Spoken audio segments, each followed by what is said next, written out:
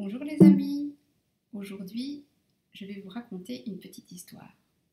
Et avant que nous commencions la petite histoire, je vous propose qu'on se pose un petit peu. Est-ce que vous savez comment on fait le spaghetti? Non? C'est très facile en fait. Il faut respirer 3 fois profondément, comme ceci.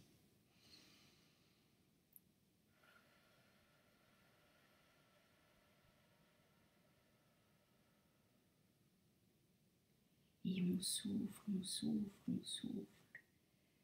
Une deuxième fois, on se sent déjà plus détendu.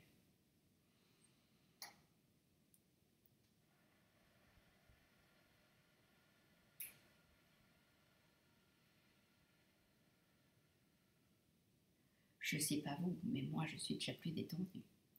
Une troisième fois, là on va vraiment devenir des petits spaghettis.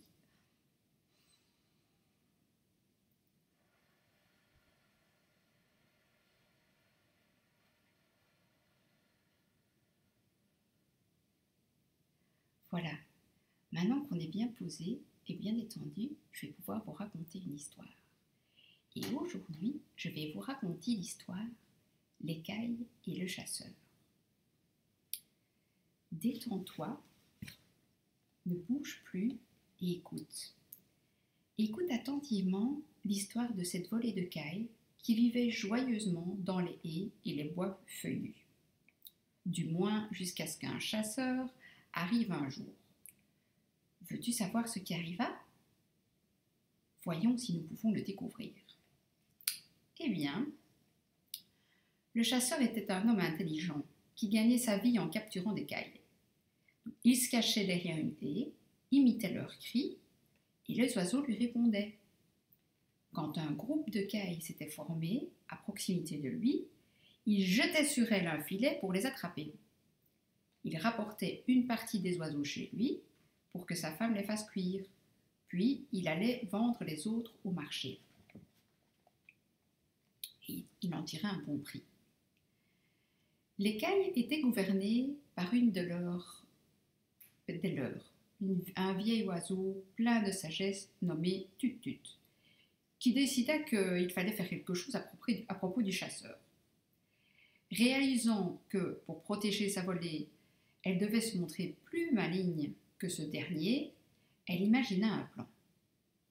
Un matin, elle réunit toutes les cailles et leur dit: chaque jour, le chasseur attire un plus grand nombre d'entre nous dans son piège. Bientôt, nous aurons toutes disparu. Nous devons faire quelque chose pour nous protéger. J'ai un plan. En collaborant toutes, nous pourrons lui échapper, et à lui ainsi qu'à son maudit filet.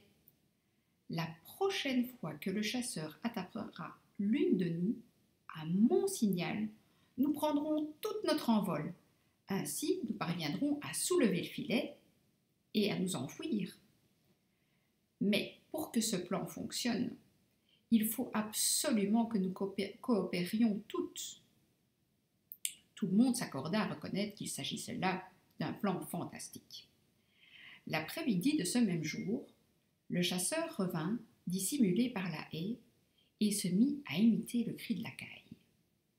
Une fois de plus, les oiseaux s'y laissèrent prendre, et comme toujours, il lança son filet et les en recouvrit. Mais cette fois-ci, les cailles savaient quoi faire. Dès qu'elles entendirent le signal de Tut-Tut, elles se mirent toutes à battre des ailes aussi fort qu'elles le purent, jusqu'à ce qu'elles s'élèvent dans les airs. Le plan avait marché. En unissant leurs forces, elles réussirent à soulever le filet, qu'elles firent ensuite tomber dans un grand buisson épineux et piquant. Ce jour-là, le chasseur ne captura pas une seule caille.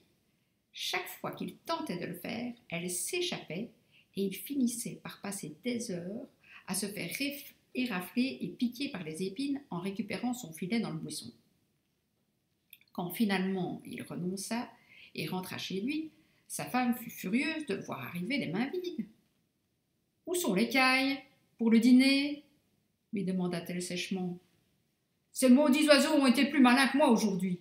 Ils se sont tous ligués contre moi, » répondit-il avec colère. « Mais ils ne pourront pas continuer longtemps à coopérer ainsi. Ce sont des créatures querelleuses. Elles n'attarderont pas à se disputer. Alors elles ne pourront plus échapper de mon filet et je les attraperai. Effectivement, il arriva bientôt le jour où, tandis que les cailles chantaient dans la haie, l'une d'elles s'assit sur la tête de l'autre. Une grosse querelle éclata. Tut-Tut les pria de mettre fin, mais les deux cailles n'en voulurent rien entendre. Soudain, elle avisa le chasseur, prêt à bondir. Elle réalisa alors que, si les deux cailles ne pouvaient pas coopérer, elle devrait absolument s'enfuir avant que le chasseur ne jette son filet. Tut-Tut leur enjoignit donc de s'envoler sur le champ. La plupart d'entre elles s'exécutèrent aussitôt, mais les cailles qui se querellaient restèrent là, et elles furent très vite capturées. La volée de Tut-Tut continua à travailler en équipe, se montrant si souvent plus maligne que le chasseur que celui-ci finit par renoncer à attraper les cailles. Il peut être tentant de suivre son propre chemin plutôt que de coopérer avec les autres. Le sage sait qu'il peut accomplir beaucoup plus en travaillant en équipe plutôt que tout seul. Donc, mes petits amis, quand vous jouez avec vos petits camarades ou avec votre frère ou votre sœur, ou vos petits cousins ou petites cousines, si jamais une dispute éclate, le mieux c'est essayer de trouver une solution pour ne pas que la dispute continue. Comme ça, vous pouvez continuer à jouer, à vous amuser, plutôt qu'à vous crier dessus, à pleurer ou à vous frapper. Qu'est-ce que vous en pensez? Il y a toujours des solutions de toute façon. Ça, c'est sûr. Eh bien, on se retrouve pour une prochaine histoire bientôt. Gros bisous et bonne heure à vous.